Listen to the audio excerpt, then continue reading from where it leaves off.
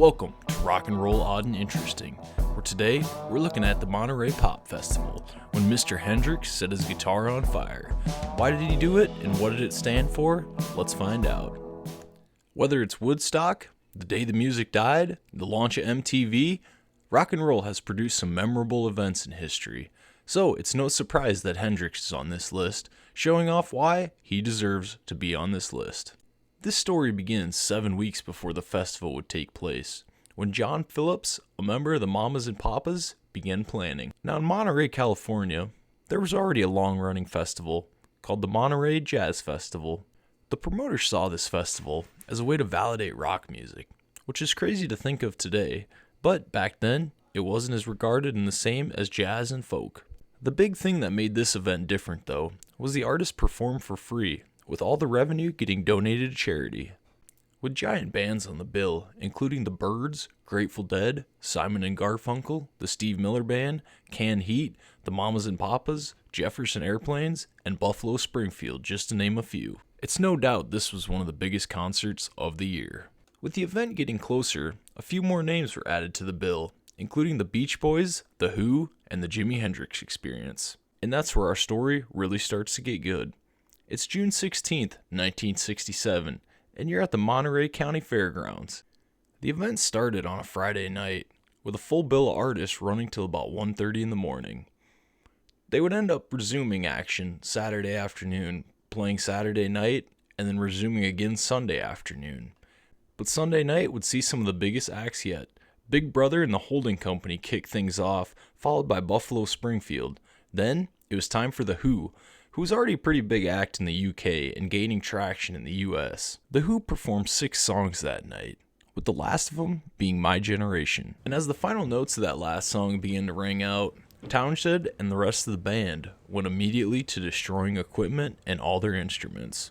Keep this in mind for later. There had always been kind of a friendly feud between The Who and Jimi Hendrix previous to this festival, and neither one wanted to follow each other. So it's said on some accounts that they flipped a coin to see who would follow who. With Pete Townshend smashing his guitar into amps and speakers and smoke bombs going off, Keith Moon kicked over his drum set and it left the stage an absolute mess. Some concert workers ran on quick to retrieve expensive microphones. With the stage an absolute and utter mess, it was time to clean up and get the Grateful Dead on. The Grateful Dead had a psychedelic light show and played some songs 14 to 20 minutes long during their set, which was completely different from what The Who had done and what Jimi Hendrix was about to do. Some of the main similarities between The Who and Jimi Hendrix included loud guitar parts and heavy-hitting drums, which really wasn't seen during this festival except for those 2 acts. When the Dead finished their show, Brian Jones from the Rolling Stones introduced the Jimi Hendrix Experience to the crowd. Now Jimi only played 9 songs in his set list, which included a cover from Bob Dylan and a cover from Chip Taylor, and the Chip Taylor song would be the song where things would get wild. He would end it on Wild Thing.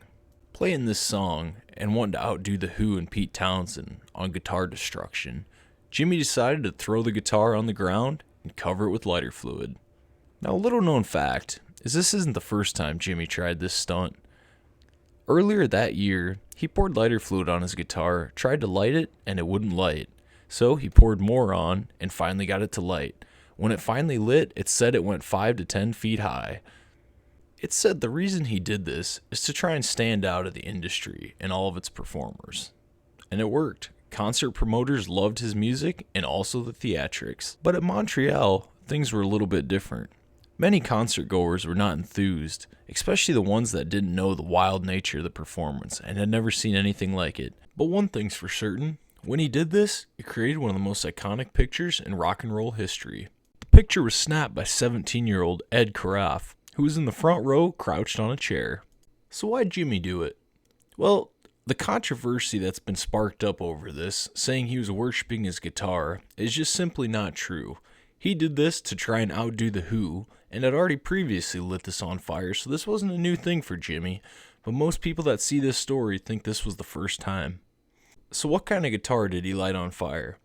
Well, there's a little bit of controversy over that too. Some say it was a 63 Strat or a 64 Strat, but they say it was a multicolored white Strat. But some say the guitar was switched out, right as he decided to cover it in lighter fluid. What other rock and roll famous moments do you like and want me to talk about? Let me know down in the comments and we'll get after it. Anyways, guys, thanks for watching another episode of Rock and Roll Odd and Interesting. Hope to see you in the next one. Don't forget to subscribe. Peace.